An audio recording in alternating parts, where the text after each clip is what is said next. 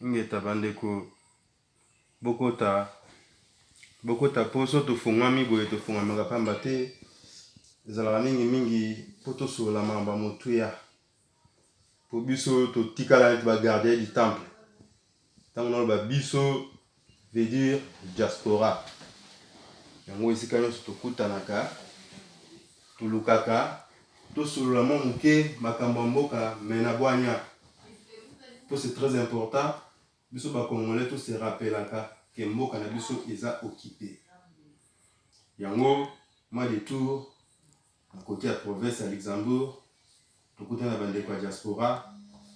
bavandi ndenge bavandaka comme d'habitude toujours mpona kosola mboka yango napesi nanu mbote na bandeko ingeta Patrick Ngati ingeta esengo ya kokutana bino lelo nayebi te soki mwa message eza ya kopesa bana mboka par rapport à situation ya mboka ndenge etambola po komba esili te ingeta komba ekosila te ndeko komba esila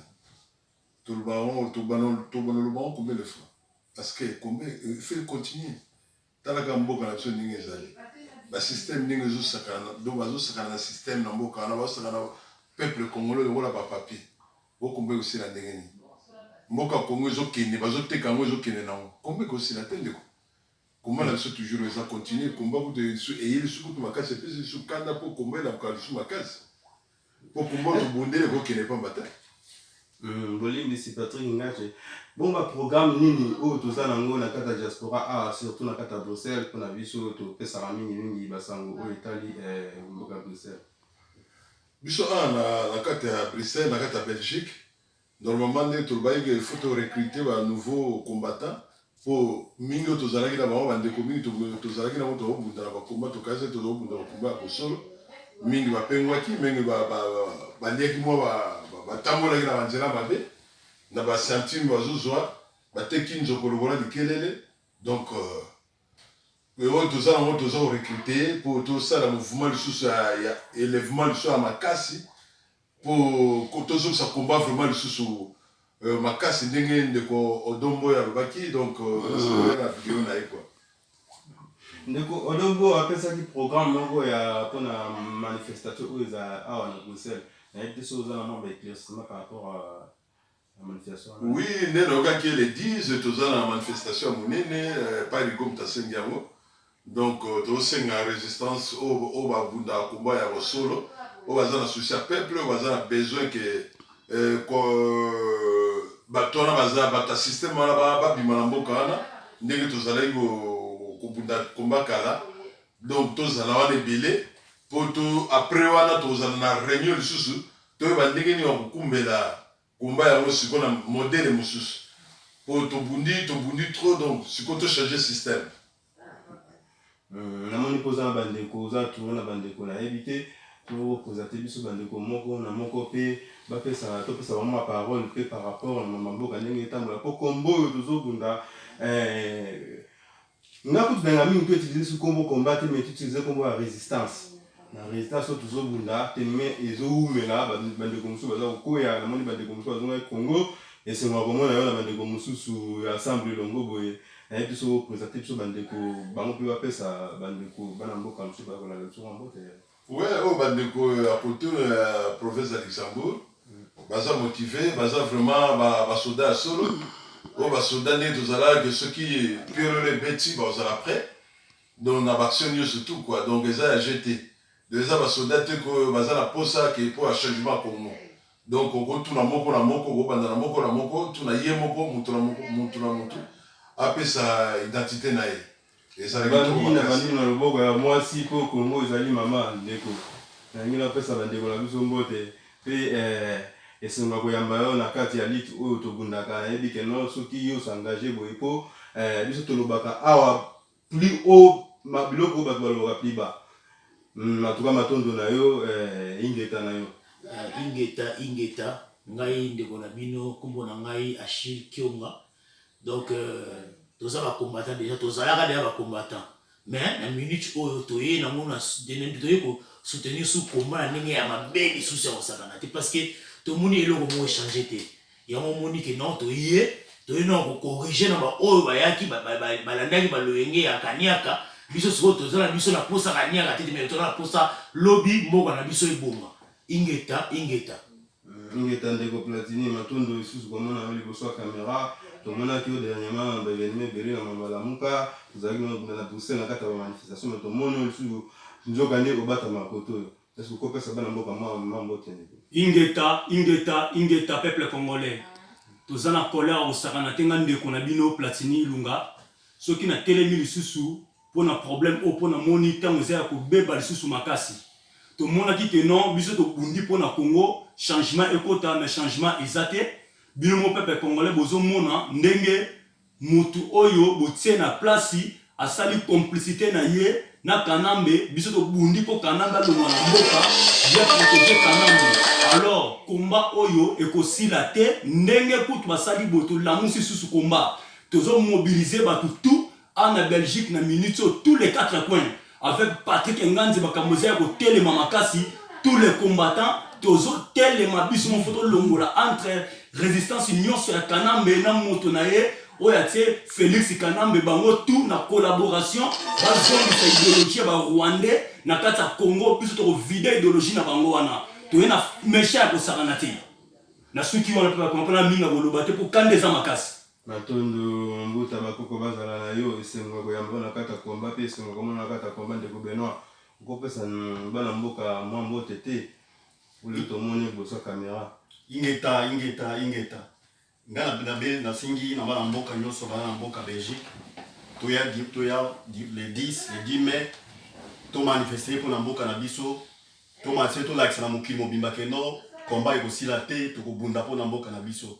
ingeta na suki wana toya ebele na marche ya le 10 mai to kutana wana biso nyonso to manifester pour na mboka na biso ingeta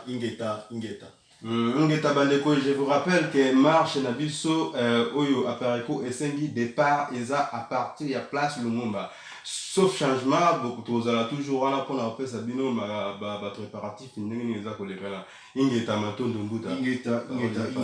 ngani on a bino Joseph na bengi no boye belé le 10 parce que mboka na biso ezo continuer na ba arrestation arbitraire na ba torture na ba lokoaner alors toya